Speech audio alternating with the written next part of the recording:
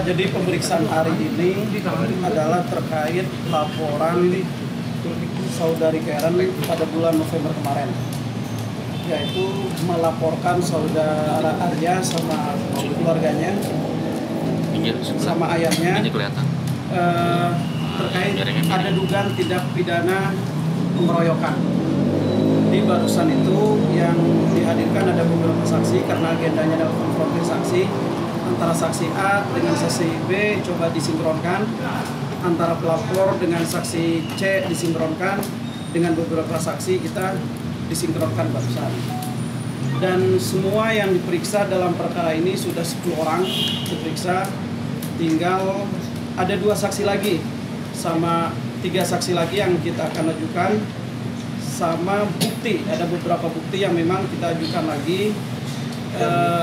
Mudah-mudahan diberikan kelancaran ke depannya, dan apa yang diharapkan oleh kita tentunya perkara ini segera naik, khususnya klien kami segera mendapatkan keadilan, karena klien kami sampai hari ini tidak akan pernah diam dan tidak akan pernah membiarkan hal-hal apapun yang sifatnya menimpa ke dia, khususnya terkait pelanggaran hukum, tindak pidana yang dilakukan oleh mantan suaminya khususnya.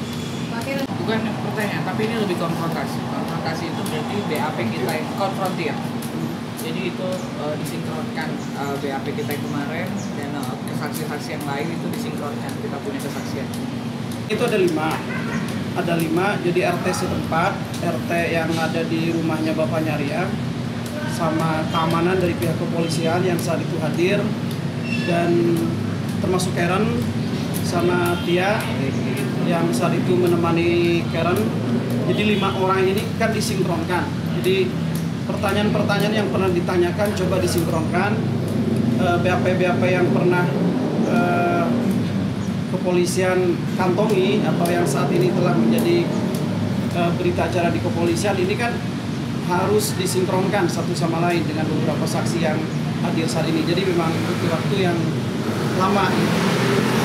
Laporan ini sebenarnya kalian melaporkan bulan November 2019 kemarin, dan terus hasil visum sudah dikantongin oleh teman-teman kepolisian, dan ya tadi saksi ada 10 saksi yang diperiksa karena memang saksi di sini banyak sekali, malah ada 3 saksi yang kita akan nanti ajukan lagi, sehingga dari kemarin cukup butuh beberapa waktu yang memang untuk menaikkan perkara ini. Kita berharap bahwa apapun hasilnya nanti, ya saya percaya bahwa kepolisian pasti akan melakukan dengan baik, ya, kemudian bisa melihat kasus ini dari kacamata hukum yang benar, ya, karena kita tidak menuduh yang macam-macam, tidak, tapi kita berharap bahwa kasus ini bisa diselesaikan oleh pihak kepolisian demi keadilan, ya, karena ini kasus ini akan beruntun, ya, seperti itu.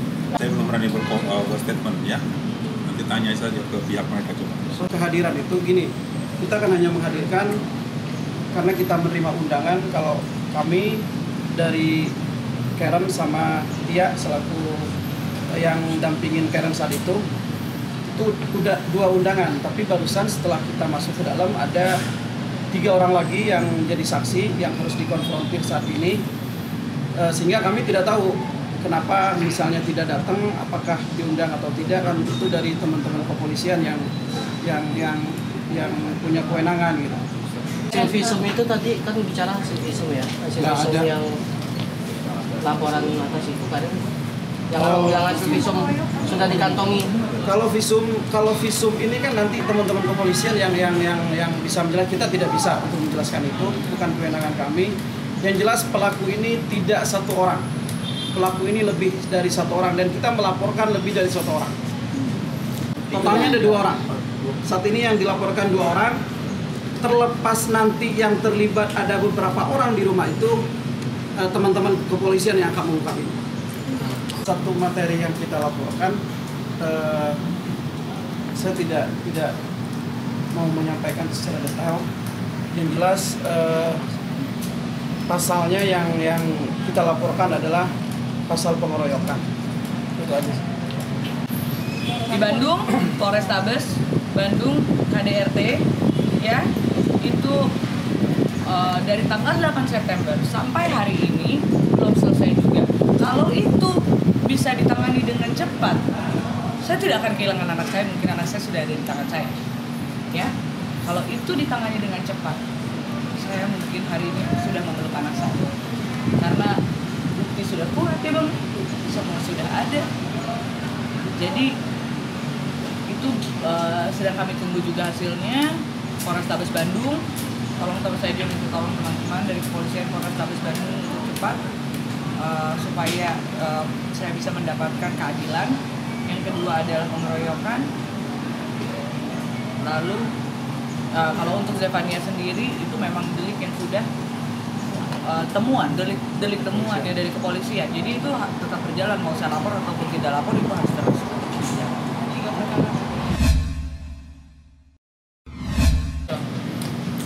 Ini kalau untuk bertemu Arya ya saya juga males juga gitu ketemu. Sebetulnya yang saya cuma mau tahu sampai hari ini kan nggak ada kejelasan gitu dari dia untuk yang saya cuma mau tahu cuma kenapa dia tidak berani mengabarkan saya tentang meninggalnya anak saya. Udah itu aja, dan tidak ada penjelasan sampai hari ini. Ini kasus yang dilaporkan yang kita tangani, yang kita konfrontasi hari ini bukan kasus Zefania. Ini kasus yang lain, saya sudah laporkan. Kalau untuk Arya sendiri, saya malas juga berkomentar bahwa ya kalau misalnya ini mau terserah lah, mau ngasih tahu atau enggak, nanti biar hukum aja yang mengungkap apa yang sebenarnya terjadi. Kalau dia tidak mau bicara sama saya atau keluarganya, tidak satupun yang mau bicara kepada saya atau pihak keluarga saya sampai pada saat ini, teman-teman bisa menilai sendiri saja bagaimana seorang bapak ya, dari kita punya anak berdua, anak saya meninggal, dia tidak memberikan satu kata pun dari mulutnya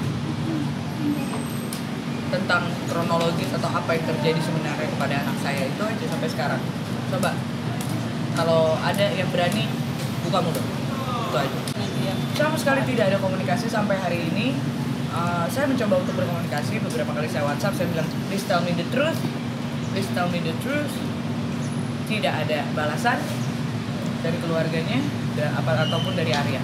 Kalau saya ngasih, saya tanya dong, saya tanya terus, itu hak saya untuk bertanya gitu. Ini ada apa? Coba keluar dari mulut kamu, apa yang terjadi terhadap anak saya? Tidak ada balasan, tidak ada apapun. Itikat baik. Itu nggak ada itikat baik sama sekali gitu. Mereka tuh menganggap saya itu apa gitu.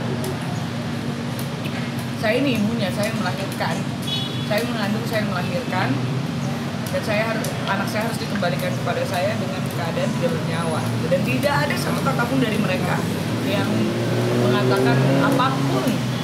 Padahal malam itu saya sudah jelaskan, firasat saya udah gak enak, saya udah tinggal tidur 3 hari. Saya WhatsApp, saya Facebook Messenger ibu tirinya, saya juga WhatsApp Arya menanyakan anak saya mau ketemu dia, saya mau bicara sama dia, even melalui telepon atau video call, saya udah terlalu rindu. Ternyata pada saat itu kan anak saya udah nggak ada. Kenapa mereka nggak berani buka suara? Telepon kayak gitu. Berarti itu namanya pengecut. Oke Bang, pelan-pelan. Belum ada hasil otopsi ya, maksudnya kemarin kan saya nggak ada komunikasi dengan hasilnya, jadi masih mengganjal. Itu kapan bakal? Kurang lebih 2 minggu paling lama. Oke.